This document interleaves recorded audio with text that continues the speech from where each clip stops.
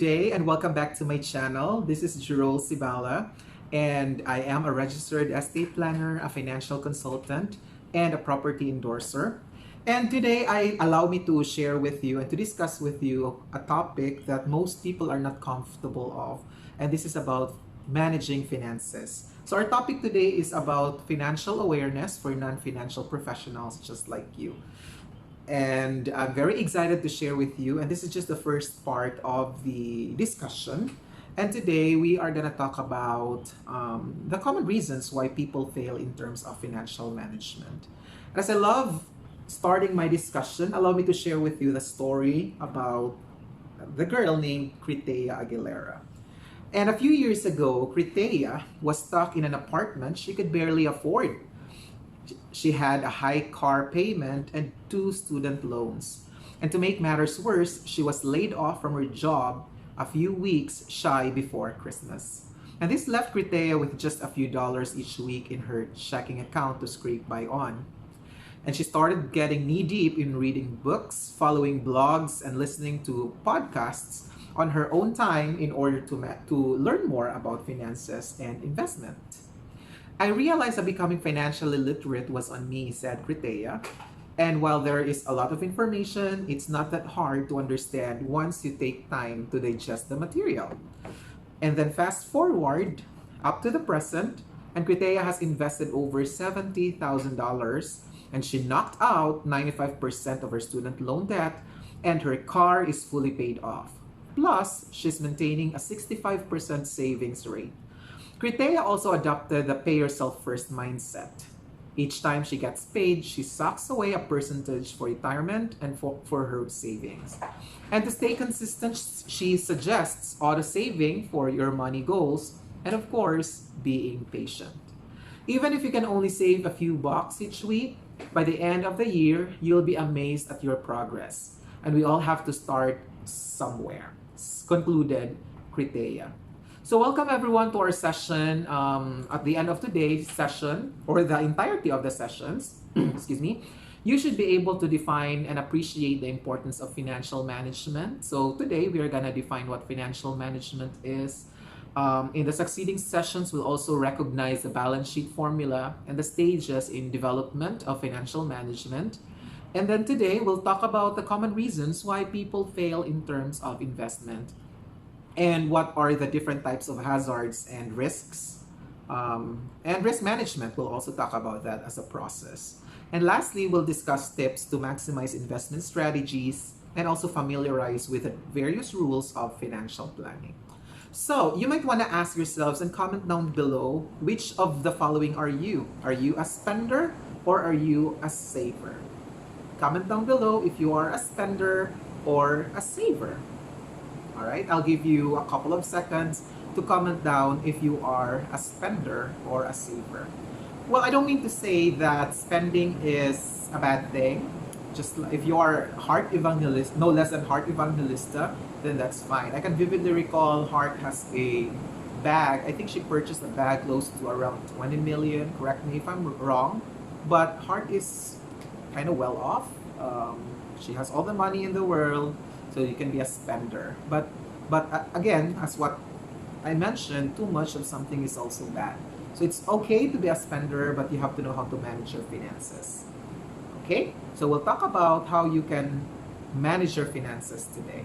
So talking about financial management, first off, allow me to define what is financial management. Financial management or financial planning is the development, implementation, and monitoring of comprehensive plan to achieve your personal financial objectives. So take note, let me reiterate it, it's about developing, implementing, and monitoring your comprehensive plan to achieve your personal financial goals. As what I've mentioned, you develop a plan. I'm not sure if everyone is familiar with SMART action planning, but again, I think I mentioned that in my previous session, previous videos. But for the benefit of those who missed the session, SMART stands for specific, measurable, attainable, realistic, and time-bounded goal. So that's a SMART goal. All right, so we defined what financial planning is. and allow me to share with you common reason or the reasons why we have to manage our finances. And the following reasons include: number one is inflation. Inflation is the rising of the prices in terms of the basic commodities. Now, for it to make perfect sense, because inflation has dramatically affected the value of our money, so we have to beat inflation. Okay? And in the next few sessions, we're going to talk more about inflation. What is the current inflation performance of the country? What is the average inflation? So we'll talk about that. So please do watch out for that.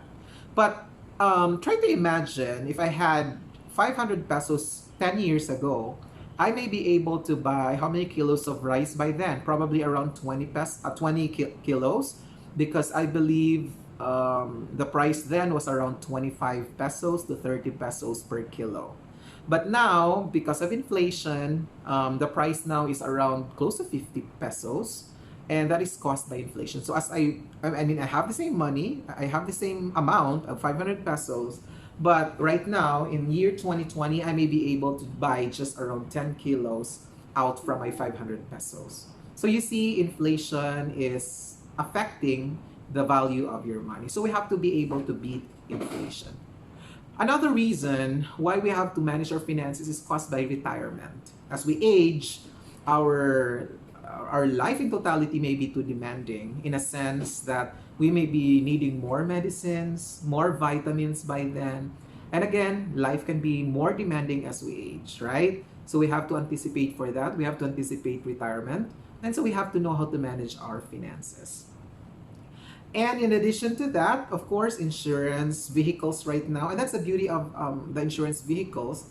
And I'm talking about Manulife or PruLife or Sun Life. And I don't personally endorse any insurance companies, but it's giving us that convenience now, because we have a lot of investment vehicles that we can, we can tap and we can reach out to invest, right? So that's the beauty of it. But I think one thing that I want to highlight in terms of managing our finances is inflation. So you have to know how to beat inflation. I'll talk about the various rules later on, or probably in the next few sessions, but you have to know how to beat inflation. All right? Okay? We're good? Okay, now especially at the height of pandemic, it's too demanding. So we have to know how to manage our finances, right? By saying demanding, I don't just say financially demanding, but it's draining emotionally, physically, and holistically, right? And it includes spiritually, in the spiritual aspect. But I'm sure you would agree with me that it lessens our emotional burden if we have prepared financially. And as I love putting it, this pandemic is a beautiful disaster. It is a disaster, but it has given us that beautiful awakening that we have to prepare, because it's true that we cannot predict for our future, but we can prepare for our future. I'm sure a lot of you are experiencing that financial uncertainty at the height of this pandemic. And I have to admit that I also experienced that. But parang kampante na kami. You may feel comfortable if you are prepared financially. Okay? So comment down below if you've experienced that emotional burden and financial uncertainty at the height of this pandemic. And it's okay. I mean, if you have not saved anything, that's fine, because I do believe that it's never too late to water a dying rose, right? So allow me to share with you the common reasons, and probably we'll end our session today. We intend to make it short para we will have more discussions in the future. Lastly, I'm gonna stress out today the common reasons why we have to manage our finances. Number one is economic uncertainty. Okay, again, that's economic uncertainty. And when we talk about economic uncertainty, we can circle it back to inflation. Inflation is really affecting everyone. It should not be a concern of a businessman, but it should be everybody's concern, because in one way or another, inflation has affected us. So we have to know about inflation, and you can research more about the current performance of the economy in terms of inflation. And then when we talk about economic uncertainty, we can also incorporate advancement in technology and globalization. and it has affected us. That the convenience has affected us in a positive way or in a negative way. In addition to that, in addition to advancements, technological advancements, we have to consider as well war, and terrorism. All those can affect investors, so we have to consider that. Just like a few years ago, I think that was in 1997 when we experienced Asian crisis, and it started in Thailand, I believe so. And in one way or another, it has affected the Philippine economy. So there is this uncertainty in terms of the economic performances. And right now, I think everyone can attest how our economy is performing now. It's actually performing poorly because of the pandemic. And pandemic has given us that beautiful awakening that there is this uncertainty in the future and even in the economy, right? Everything is changing. And that's actually, there are just three things constant in this world, right? Number one is death. Number two is change is constant. And number three is tax. So we'll talk about more about tax later on, about the government tax, real estate tax. So we'll talk more about that. But just so you know, those three things constant in this world. Another reason why we have to manage our finances is because of the changes in our lifestyle. As our income generating ability increases, our lifestyle also changes, right? The general population has become more affluent and they enjoy better lifestyles, and they have become more materialistic, thereby spending more. Ouch, to whom it may concern. And this is spurred by the emergence of more and more ways to spend money, thus making it difficult for people to save. Always remember, convenience has this advantage and it also has this disadvantage, right? I'm sure you all can relate that the emergence of a lot of ATM booths has given us that convenience, but that has also exposed us to more temptations in buying our wants, not our needs, right? So as our positions step up, our lifestyle should not also step up, right? So we have to maintain that balance in terms of how we are spending. So we should always spend within our means, right? Okay, so that's second reason, the changes in lifestyle. Another reason is the change in tax law. I can vividly recall few months or few years ago that with the emergence of train law, some agents are really happy about it, and I'm very happy about it too. That they're not gonna pay anything if your salary is below 22 or something like that. So you don't have to pay additional, salary tax. But it's ever changing. Taxes are changing. I can recall I came across an article that stated that vloggers may soon be taxed too. I believe so. Luckily, I'm not getting anything from vlogging yet. What else? Online sellers. There is a specific proposal about that. But again, I think we circle it down to the reality that everything is changing, including the tax laws. So we have to anticipate for that too. Another reason is longevity. So what is longevity? If you imagine yourself, if you picture yourself dying at the age of 60, and so you prepare until the age of 60, right? But what happens, or what will happen to you if you outlive, right, 60 years old? What will happen if you die at the age of 70? So with that 10 years time from 60 to 70, that means you also have to spend, and that demands money. So you have to anticipate for that too, longevity. Okay, what if you outlive your family? Of course, we don't want to leave them with utang, right? Because you know what's gonna happen to you if you have not prepared something. And as what I've mentioned earlier, it's gonna be too demanding in terms of medicines, in terms of hospitalization or healthcare. That's gonna be too demanding. So you have to anticipate for that too. Okay?